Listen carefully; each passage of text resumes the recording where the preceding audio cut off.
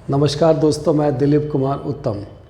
आज का टॉपिक है पीपल एज रिसोर्स यानी कि ह्यूमन कैपिटल। दोस्तों ये है सीरीज़ चल रही है एनसीईआरटी बेस्ड सिलेबस पर। हमने पिछले वीडियो में सीखा factors of production. Factors of production यानी कि किसी भी गुड्स एंड सर्विसेज को बनाने के लिए वह कौन सी ज़रूरतें होती हैं। 4 प्रकार की होती हैं, जैसे number 1 land, labour, capital and human resource, human capital जिसको हम कहते हैं। तो आइए दोस्तों आज बात करते हैं ह्यूमन कैपिटल की। ह्यूमन कैपिटल क्या होता है, क्यों ज़रूरत पड़ती है, क्यों ये देश की नेशनल इनकम में इसकी ज़रूरत पड़ती है। तो आइए समझते हैं इस बात को।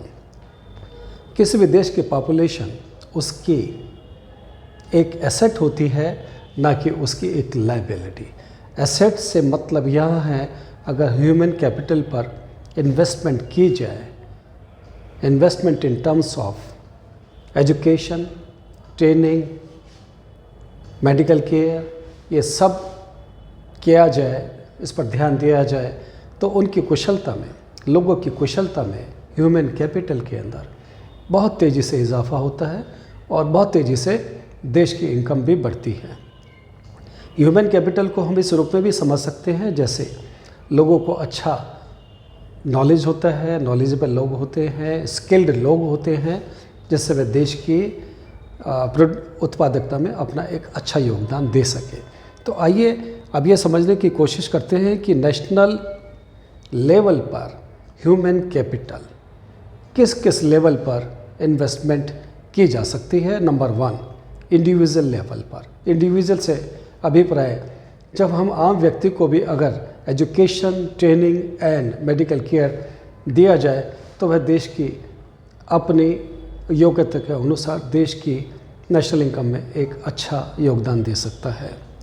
नंबर 2 सोसाइटी, यानी कि सभी लोगों को, देश में सभी लोगों को अगर ट्रेनिंग, एजुकेशन, मेडिकल हेल्थ सुविधाएं दी जाए तो वह भी अपनी कुशलता में एक अच्छा बढ़ावा कर सकते हैं और देश के नेशनल इनकम में भी एक अच्छा योगदान दे सकते हैं। नंबर 3 रिटर्न इन फ्यूचर, जिससे फ्यूचर में भी रिटर्न आने की संभावना होती है। जाहिर है फ्यूचर से अभिप्राय जिस तरह से लैंड और कैपिटल पर इन्वेस्टमेंट किया जाता है, अगर ह्यूमन कैपिटल पर इन्वेस्टमेंट किया जाए एजुकेशन के रूप में, ट्रेनिंग के रूप में, हेल्थ केयर के रूप में, तो इससे उतना ही उत्पादकता में, बल्कि ज़रूरत से ज़्यादा उत्पादकता में बढ़ोतरी होती है।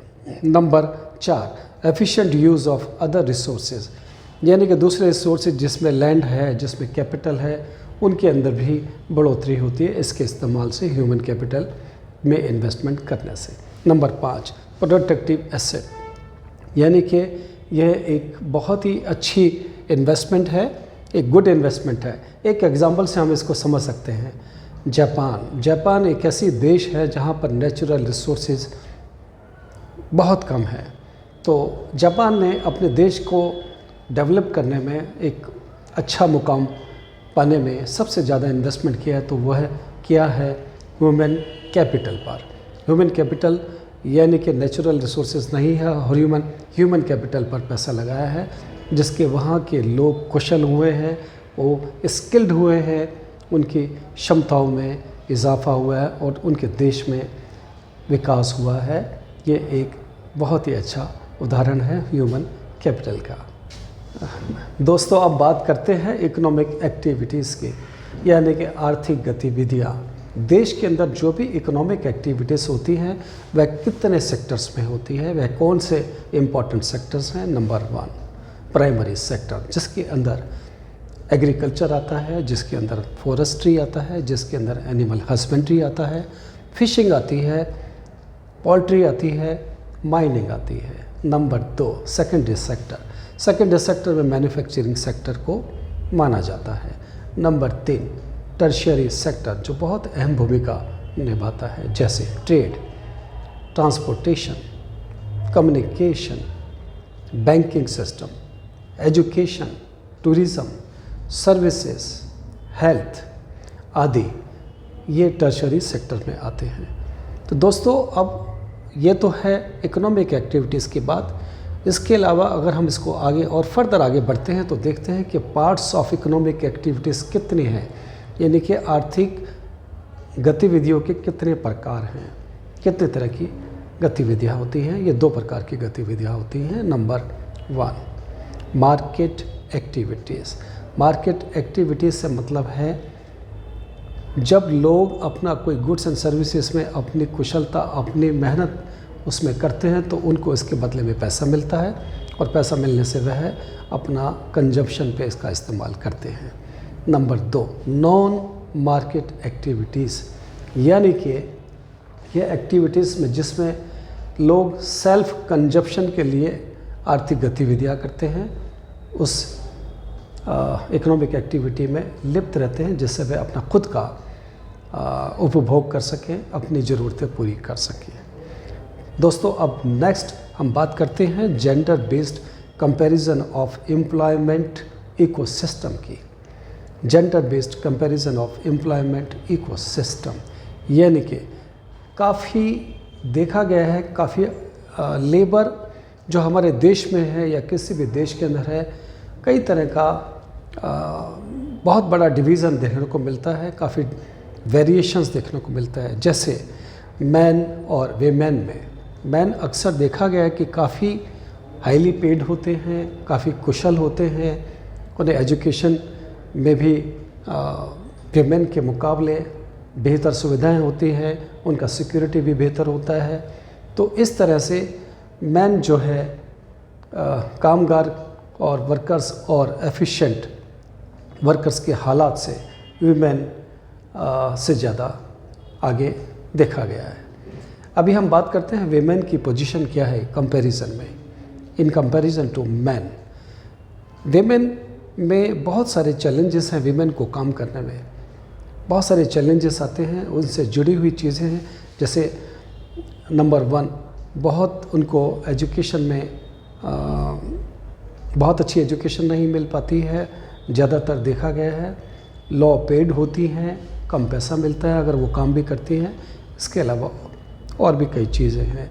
हालांकि यहाँ पर बहुत स्किल्ड और एजुकेटेड विमेन तबका जो है वो बहुत अच्छी तरह से मैन का लोगों का अच्छी तरह से मुकाबला कर पाता है और अच्छी अपना जीवन यापन कर पाता है इकोनॉमिक एक्टिविटीज़ में। अब बात फर्दर बढ़ाते हैं, विमेन की और भी प्रॉब्लम्स क्या है। जैसे 2 सेक्टर हैं, अनऑर्गेनाइज्ड एंड ऑर्गेनाइज्ड सेक्टर। और ऑर्गेनाइज्ड सेक्टर में जैसे लेडीज़, विमेन घरेलू काम करती हैं, लेकिन देश की इकोनॉमिक एक्टिविटीज़ में उसका कोई योगदान नहीं होता। जाहिर है वह अपने देश की, अपने घर की आवश्यकता को पूरा करती हैं, जैसे खाना बनाना, सफाई करना आदि, बच्चों को पढ़ाना। बहुत कई इस तरह की एक्टिविटीज़ जो डायरेक्टली लिंक्ड नहीं है इकोनॉमिक एक्टिविटीज़ में, ऑर्गेनाइज सेक्टर में। यहाँ पर विमेन स्किल्ड होती हैं, पढ़ी लिखी होती हैं, they are also highly paid, उनको भी अच्छा पैसा मिलता है मैन के मुकाबले, बट हमारे देश में इसकी रेशो कम है।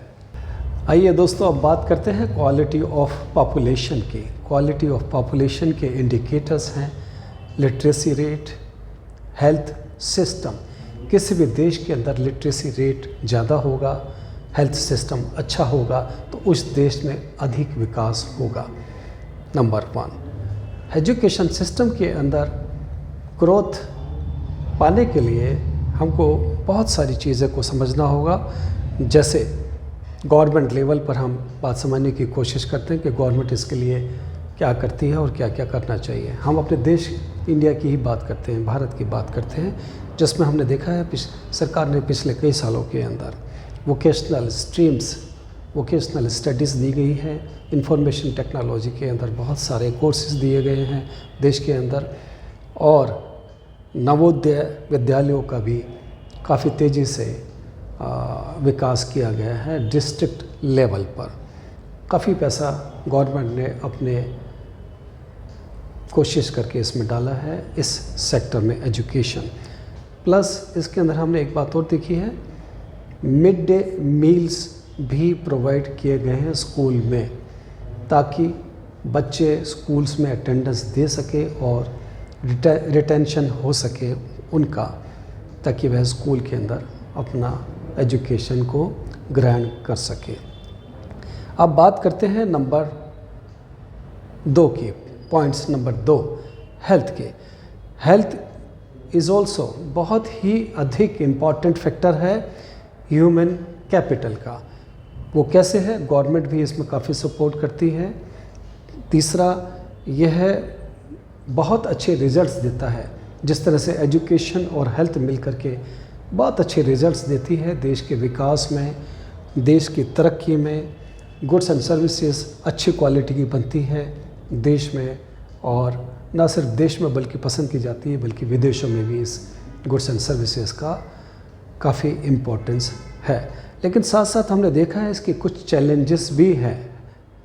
हेल्थ के कुछ चैलेंजेस भी देखने को मिले हैं। हेल्थ सेक्टर की हम बात कर रहे हैं। चैलेंजेस कौन कौन से हैं? जैसे lack of basic facilities in hospitals, lack of medical colleges, regional disparities. ये कुछ एक ऐसी चैलेंजेस हैं जिससे हमारा हेल्थ सिस्टम बहुत अधिक पनप नहीं सका है हमारे देश के अंदर। दोस्तों, अब बात करते हैं अनएम्प्लॉयमेंट की। अनएम्प्लॉयमेंट से मतलब है हमारे देश के अंदर कई तरह की बेरोज़गारी देखी गई है, ग्रामीण क्षेत्र में भी और अर्बन एरियाज़ के अंदर भी। रूरल एरियाज़ में और अर्बन एरियाज़ में काफ़ी डिस्पैरिटी देखी गई है ग्रामीण बेरोज़गारी की। तो देखते हैं उसके अंदर पहला एक निकल करके हमने जो समझा है सीजनल बेरोज़गारी। सीजनल बेरोज़गारी से अभिप्राय है पूरे साल के अंदर कुछ ही महीने होते हैं जिसके अंदर लोगों को काम मिलता है। इसके अलावा डिस्ग्यूस्ड बेरोज़गारी अनएम्प्लॉयमेंट भी है। डिस्ग्यूस्ड अनएम्प्लॉयमेंट से अभिप्राय है अगर ज़रूरत 5 लोगों की है तो उसके अंदर 8 लोग काम कर रहे होते हैं। सबसे अच्छा एग्जाम्पल एग्रीकल्चर का है हमारे देश में।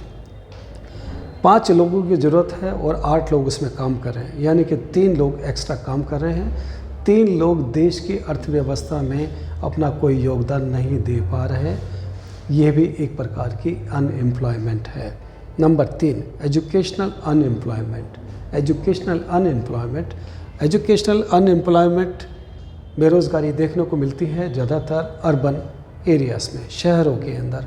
पढ़े लिखे लोग, स्किल्ड लेबर और बहुत सी एजुकेशन क्वालिटी होने के बावजूद भी उनको जॉब नहीं मिल पाता, जिससे ये बेरोज़गारी न सिर्फ बोझ बनती है देश पर, प्लस देश की तरक्की में बाधा में रोकती है, विकास नहीं होता और देश की नेशनल इनकम में भी इसका असर होता है।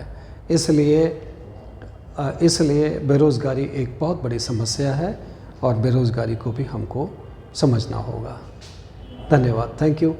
अभी नेक्स्ट सीरीज़ में तीसरा टॉपिक होगा एनसीईआरटी बेस्ड पर, बुक्स पे, ये सब सिलेबस पर ये सारा चल रहा है।